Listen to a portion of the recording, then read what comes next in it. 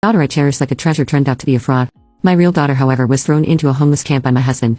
While that little snake, Chloe, paraded around in designer clothes, dripping in jewels, my daughter was dressed in rags, barely scraping by. Chloe was sent abroad for an Ivy League education, while my daughter remained illiterate. When my daughter finally escaped the wolves and returned home to seek her family, Lucas sent her away without telling me, shutting her out of our lives. Heartbroken, my daughter walked through the storm, only to be struck by a drunk truck driver. When I discovered the truth, I wanted to seek justice for her. But before I could, Chloe pushed me into the freezing waters of the Hudson River. In my last moments, I saw Lucas holding hands with Megan Stone, with Chloe clinging tightly to them. "Thank you for raising my daughter so well," Lucas said with a smirk. When I opened my eyes again, I was back at the moment Grace was born.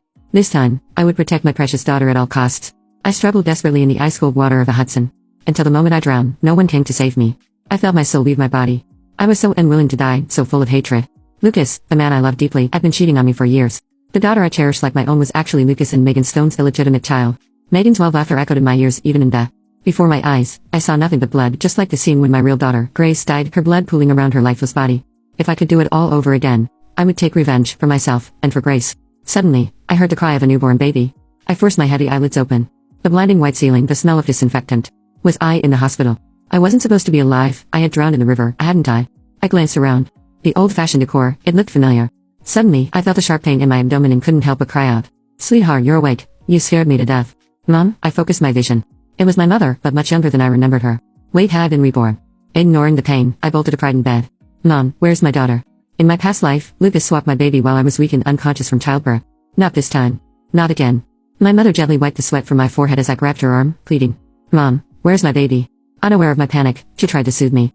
"Sweetie, don't worry. The nurse took her for a checkup. She'll be back soon. You should lie down and rest. You just had a baby, don't overexert yourself."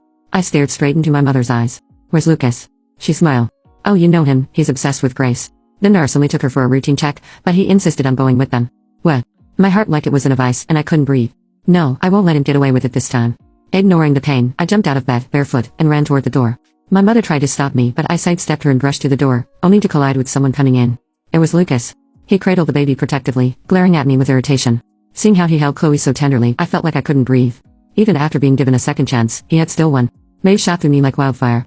If my anger could take physical form, Lucas would have been reduced to ashes on the spot. "Melissa, the floor's cold. Get back in bed," Lucas said, faking concern. He thought he had fooled me, but I could still see the malice and impatience in his eyes. My mother caught up, pulling me back into bed. Once I was settled, Lucas laid Chloe beside me. "She's hungry," he said. On cue, Chloe started crying. I stared coldly at her. This was the child who had stolen Grace's life, stolen all my love and resources, only to repay me by pushing me into the river. There wasn't a creature in the world more vile than Chloe, this snake in the grass. Slowly, I reached out, my hand hovering over her neck. I wanted to strangle her right then and there. Lucas was lost in his own thoughts, smiling, unaware of what I was about to do.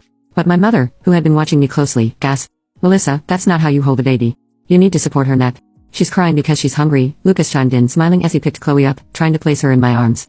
I turned away, lying down on the bed. "She can have formula. I'm tired. I need to rest." I closed my eyes, and all I could see was the blood covering the ground from the moment my daughter died. I won't let any of these monsters get away with this.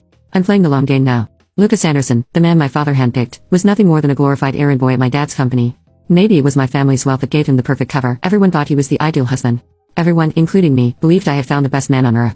It wasn't until the end that I learned the truth. Lucas called it suffering in silence for a better future. But that future was never with me, it was always with Megan Stone.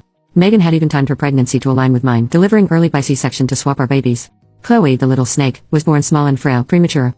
I had spent my last life nursing her back to health, pouring every bit of my energy into her. She grew strong enough to push me into the freezing Hudson River. Lucas had been my father's top choice, a man he believed could help carry the burden of the family business. He had chosen Lucas from among the scholarship recipients he had sponsored, thinking Lucas had the potential to succeed. Dad said Lucas was handsome, disciplined, and hardworking, a man with promise. Mom, however, insisted I should marry someone from an equally wealthy family. But I was blinded by Lucas's charm, convinced he was the one for me. I even talked my mom into supporting our marriage. Looking back now, I was completely blind and foolish. I never saw the rotten core underneath Lucas's polished exterior. As for when Lucas and Megan started their affair, I have no idea. But Megan's due date was after mine, so he had to have been cheating on me while I was pregnant. Once I got pregnant, my focus shifted entirely to Grace. I slowly handed over control of the family business to Lucas, thinking he could handle it. This time around, Lucas won't get a single cent from the Evans fortune. Once I recovered physically, I moved into the luxury Park Avenue postpartum retreat I had reserved. Back when we got married, we didn't dig deep enough into Lucas's past. We didn't realize he had been pining after Megan all along. I contacted Uncle George, the head of security at Evans Family Enterprises, to dig into Lucas's life thoroughly. The fact that he had managed to evade a professional background check told me he had planned this for years. Lucas claimed to have no family, his parents were dead, and he didn't keep in touch with relatives. My parents and I had pitied him, bending over backward to make him feel like part of our family.